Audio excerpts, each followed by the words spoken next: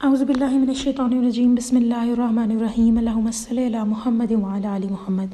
تو میں ایک چھوٹی سی سیریز شروع کرنے والی ہوں جس کے اندر میں درود پاک کے فضائل اور فوائد بیان کروں گی، لیکن یہاں پر ایک بات یہ ہے، پہلے میں نے سوچا کہ میں ایک ہی ساتھ آپ لوگوں کو تقریباً جو ابھی تک میرے سامنے ہیں 22-23 یہ میں آپ کو ایک لائن میں سارے ایک ہی ویڈیو میں بتا دوں، لیکن میرا طریقہ تھوڑا ڈیفرنٹ ہے۔ میں کچھ کوشش کرتی ہوں کہ ریئل لائف واقعات جو لوگوں کے مشاہدات ہیں ان کو بھی ساتھ لے کے چلوں تاکہ موٹیویشن ملتی ہے، مجھے خود بھی پرسنلی بہت موٹیویشن ملتی ہے۔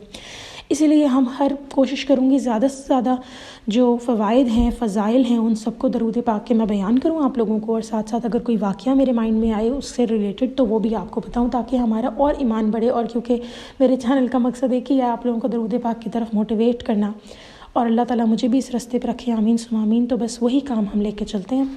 تو آج اس کی پہلی سیریز ہے اور انشاءاللہ تعالیٰ میں دعا کرتی ہوں کہ جو بھی ہمیں فوائد پتہ لگے ہم اس کو امپلیمنٹ کریں، اس کے اوپر عمل کریں، اور انشاءاللہ ہم بھی ان سے فائدہ اٹھا سکیں، اور جو درود پاک پڑھ رہے ہیں وہ آلریڈی اس سے فائدہ اٹھا رہے ہوں گے۔ تو جی پہلا تو یہ ہے درود پاک پڑھنے سے اللہ کریم کے حکم کی تعمیل ہو جاتی ہے۔ دیکھیں اللہ تعالیٰ کے حکم کی کیسے تعمیل ہو رہی ہے۔ اب یہاں اگر میں درود ابراہیمی کی بات کروں تو سورۃ الاحزاب کی آیت نمبر 56 میں اللہ تعالیٰ نے فرمایا ہے کہ اللہ تعالیٰ اور اس کے فرشتے نبی پاک صلی اللہ علیہ وسلم پر درود و سلام بھیجتے ہیں، اور یہاں پر یہ بات دیکھیں کہ انہوں نے ایک حکم بھی دیا ہے کہ اے ایمان والو تم بھی نبی پاک صلی اللہ علیہ وسلم پہ درود و سلام بھیجو۔ پھر ایک اور حکم اللہ تعالیٰ نے ہمیں دیا ہے کہ اللہ تعالیٰ کو سوتے اٹھتے بیٹھتے جاگتے یاد کرو۔ تو جب آپ درود ابراہیمی پڑھتے ہیں اس میں آپ ویسے ہی اللہ تعالیٰ کو پکار رہے ہیں کہ نبی پاک صلی اللہ علیہ وسلم پر رحمت نازل کرے، اور ساری ہم لوگ جو ہیں اللہ تعالیٰ کی ساتھ ساتھ تعریف بھی ہم بیان کر رہے ہوتے ہیں، انک حمید مجید جب ہم پڑھتے ہیں، تو یہاں پہ اللہ تعالیٰ کا حکم آپ مان رہے ہیں۔ اور قرآن میں اللہ تعالیٰ نے بہت دفعہ فرمایا ہے کہ جو اللہ تعالیٰ کا حکم مانتے ہیں اللہ تعالیٰ ان کی مدد کرتے ہیں، اللہ تعالیٰ ان کے لیے آسانیاں کرتے ہیں، اور بہت سارے ایسے معاملات اس انسان کے ساتھ ہوتے ہیں یعنی کہ اس کے اوپر دنیا اور آخرت دونوں میں رحمت ہوتی ہے۔ ایک دعا ہے آپ سب بھی مانگا کریں کہ بے شک اردو میں ہی مانگ لیں کہ یا اللہ دنیا اور آخرت دونوں میں ہمیں اپنی رحمت کے سائے میں رکھنا۔ تو یہ تو ہو گیا جی پہلا فائدہ۔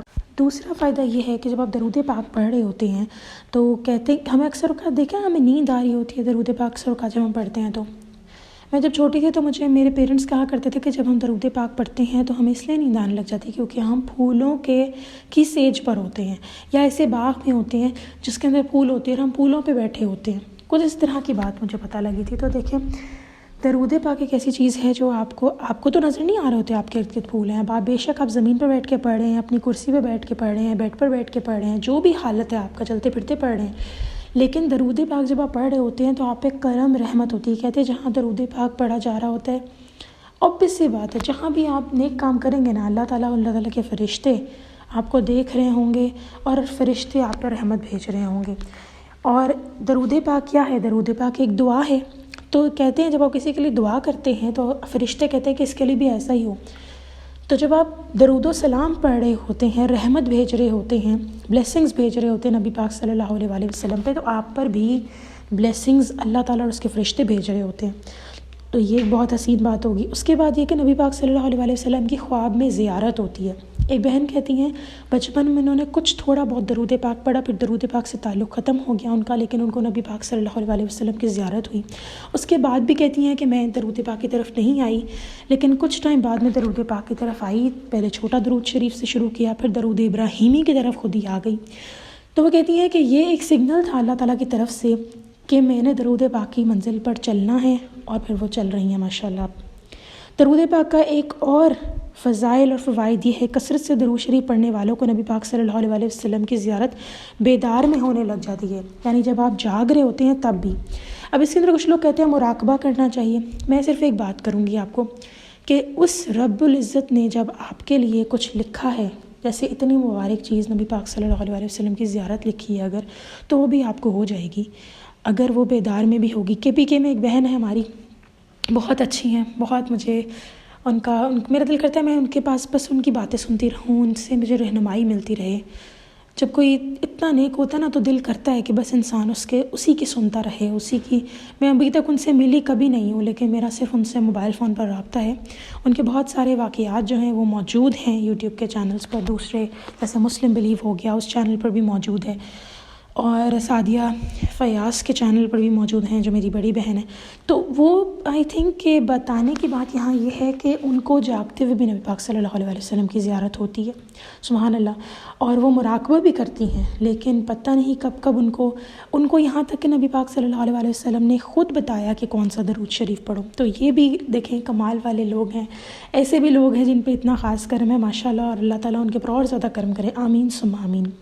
اچھا، جو شخص ہر روز صبح و شام 10 بار درود شریف پڑھے گا نبی پاک صلی اللہ علیہ وسلم کی شفاعت پائے گا.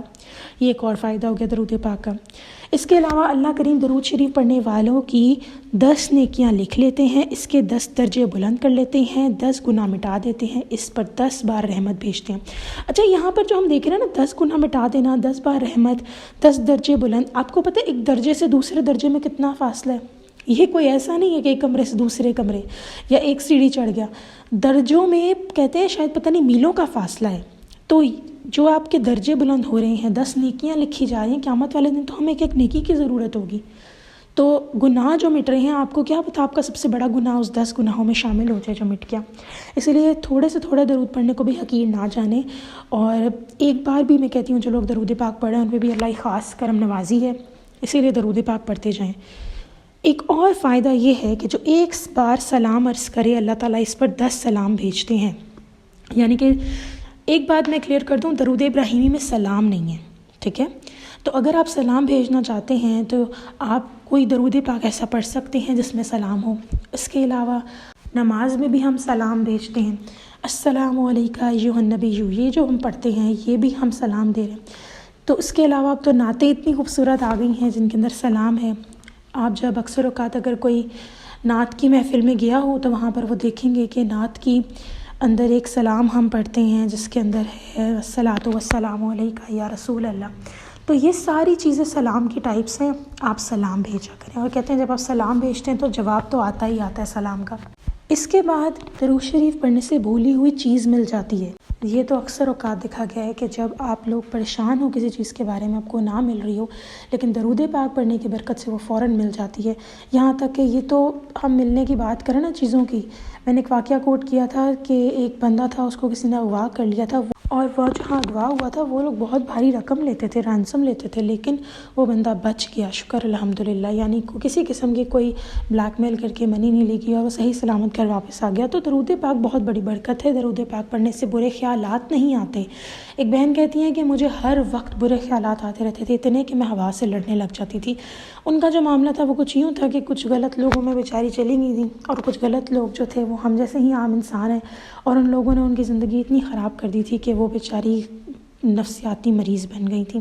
لوگوں کے تانے اکثر اوقات ہم نہیں سوچ پاتے کتنا ڈیمیج کر دیتے ہیں انسان کو. ہم لوگ تو بس بات بول کے چلے جاتے ہیں نا، لیکن اگلا انسان ٹوٹ کر رہ جاتا ہے، ختم ہو کر رہ جاتا ہے. اس کے دماغ پہ کیا اثر پڑتا ہے ہم یہ نہیں دیکھتے. اکثر اوقات چھوٹا بچہ جو ہوتا ہے نا، اس کو بچپن سے نا کوئی کالا کالا کہنے اگر لگ جائے نا، تو وہ بچہ بیچارہ کچھ دنوں کے بعد آپ اس کو دیکھیں گے جب وہ تھوڑا سا لڑکپن میں آئے گا، ہوش سنبھالے گا اپنا، تو کچھ بچے ایسے ہوتے ہیں جو اپنے چہرے پر کریمیں لگانا شروع کر دیتے ہیں، لڑکے تک، کہ ہم گورے دکھیں.